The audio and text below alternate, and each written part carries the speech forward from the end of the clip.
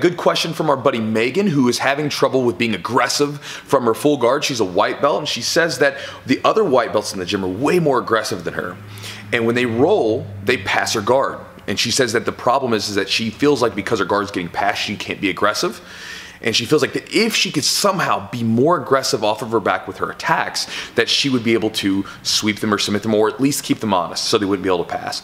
And so she's looking for some tips on how to be more aggressive. So Megan, first off, thanks for the question. And I'm going to give you some tips. I'm going to give you about 2 tips that I use as a white belt to sort of boost my abilities from my back and become more aggressive off of my back, because again, I was a wrestler that got into jiu-jitsu and it did not come naturally to me there. But let me also share before we get into it that aggression comes from a couple different places, right? It can come from ignorance and nervousness and anxiety and all these sorts of things. And this is typically when you first, like as a white belt, you see all the spazzy, crazy white belts. That's typically where that aggression's coming from. I know that for me in the beginning, I was the crazy, spazzy, reckless white belt, and mainly because of all those things, right? I didn't know what I was doing. I was ignorant. I was nervous. I didn't want to lose. I was anxious, all that stuff. And then there is a other side to aggression that comes with sort of technical proficiency, when you sort of feel comfortable in the position and you feel assured that you know what you're doing, and then you feel confident that you can go for something and you can make it happen. And that's kind of what we would like to work on. You know, if we were going to say we got to build some confidence in you, that's the route that we would want to take. And there's 2 tips that I would give you and any other white belt who's trying to develop their full guard game that can help sort of make that happen. So the first things first is that you said you're getting your guard pass. Well, that starts with the guard breaking. So the way that we need to start then is we need to simply start by making sure that they cannot break your guard. And the way that starts with is breaking grips and posture, right? If you control posture in the grips, they cannot break your guard, right? Because if they're posting up and you're breaking them down constantly and they can't get the grips that they need, then they're stuck there. And you got to remember that when you're doing jiu-jitsu, if you're in the guard position, with your legs locked around the person, you're in the offensive position. So there's no rush. You take your time, right? Think about if you were flipped over upside down, you'd be in mount. Now, would you rush out of mount? Would you be in a hurry to get out of there? Of course not. You'd be like, I'm going to take my time and I'm going to make them be exhausted from the bottom, and I'm going to take my time and submit them. And that's what you have to do from the guard. You have to take your time, set your grips up, and when you open, you make it count. And for me, getting into, the guard game, my coach forced me on my back, and I didn't feel comfortable there. But I had this thing where, like, when I first started, I was getting submitted all the time on top. Like, I'd be inside the guard and the person would submit me with arm bars and triangle chokes and everything else.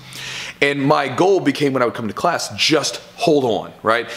I wouldn't worry about passing. I wouldn't worry about submissions. I would just see, can I stay here and not get submitted? And if I could do that, then that was a win for me. And then I would slowly start to try to break the guard afterwards because I could not get submitted. So using that, when my coach forced me on my back, that's kind of what I started with. I was like, okay, if I can hold this person inside my guard, right, then that's the start. And so I would just constantly break posture and work on grips.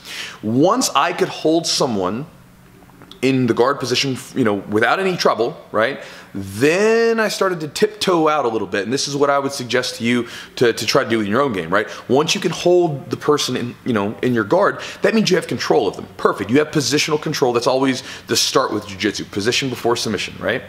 Now you say, okay, I can hold them. Now you start to sort of venture out a little bit and then come back and forth, coming back and forth at your own accord. So you open your guard, go for the sweep, go for the submission, and as soon as it doesn't feel very good, if something feels off, relock your guard up. And this is what I did, right? I would go for a scissor sweep, I would go for an arm bar, and as soon as it felt a little off or like I was gonna lose it, I would go right back and lock up my guard. Now, the reason this is important is because now I started to develop the comfort and the confidence that I could always go back and forth. I could dictate the positioning. I could dictate what happens. So I could go for the sweep. I could go for the submission. And if it didn't work, I wasn't going to get my guard pass. I could just go back to full guard. I could be like, okay, good.